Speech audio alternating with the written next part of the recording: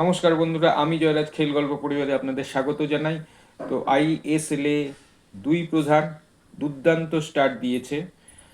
দুই প্রধানই তাদের প্রথম দুটি ওপেনিং ম্যাচ দারুণ পারফর্ম করেছে এবং দুটি ম্যাচই জিতেছে। তো এখন লিগ টেবিলে দুই প্রধানই 1 এবং 2 নম্বরে আছে। ইস্টবেঙ্গল 1 নম্বরে আছে এবং মোহনবাগান 2 নম্বরে আছে। ইস্টবেঙ্গলের পয়েন্ট 6 সংগৃহীত পয়েন্ট, দুটো ম্যাচে দুটোই জিতেছে এবং গোল ডিফারেন্স +6। আর মোহনবাগানের সংগৃহীত পয়েন্ট 6, দুটো ম্যাচে দুটোই জিতেছে, গোল ডিফারেন্স +4। সেই জন্য মোহনবাগান সেকেন্ড পজিশনে আছে। তো এই যাবৎ ইস্টবেঙ্গল এবং মোহনবাগান তাদের আইএসএল যে অভিযান শুরু করেছে, সত্যি খুব ভালো একটা শুরু হয়েছে। দুই প্রধানের অনেক দিন পর দুই প্রধানই ভালোভাবে আইএসএল শুরু করেছে, এরকম দেখা যায়নি কখনোই। ইস্টবেঙ্গল বিশেষত পরপর এরকম বড় জয় কখনো পায়নি।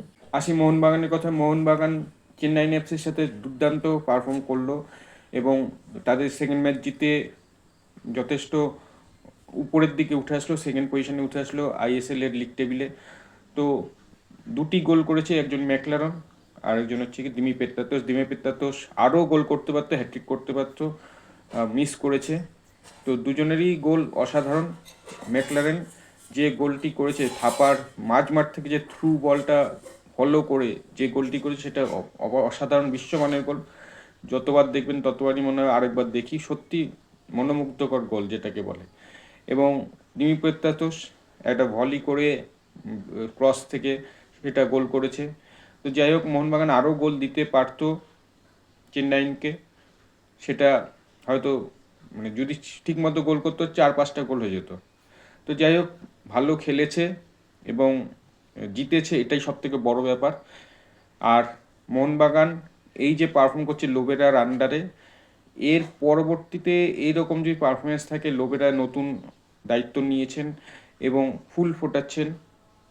যেন মলিনা শেষ করে গেছিলেন, তারপরে লোবেরা আসার পর সবার একটু কিন্তু কিন্তু ছিল যে তার কোচিংয়ের আন্ডারে কেমন খেলে মোহনবাগান, কিন্তু যথেষ্ট ভালো খেলছে।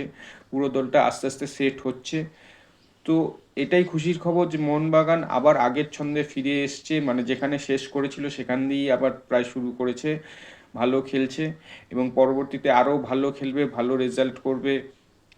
এবং আমরা চাইবো যে কলকাতার দুই প্রধান যেরকম কর্তৃত্ব নিয়ে আগে খেলতো, যেরকম নাম ডাক ছিল ভারতীয় ফুটবল মানে ইস্টবেঙ্গল মোহনবাগান, এরকম একটা কথা ছিল, সেই যুগটা যেন ফিরে আসে।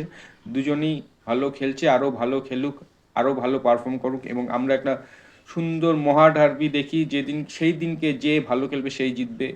তো ডার্বি এখন অনেক দূরের আছে, অনেক দূরের ব্যাপার। তো পরবর্তী যে ম্যাচগুলি আছে দুই প্রধানকেই জিততে হবে, আস্তে আস্তে এগোতে হবে, তারপরে যে ভালো খেলবে সে জিতবে।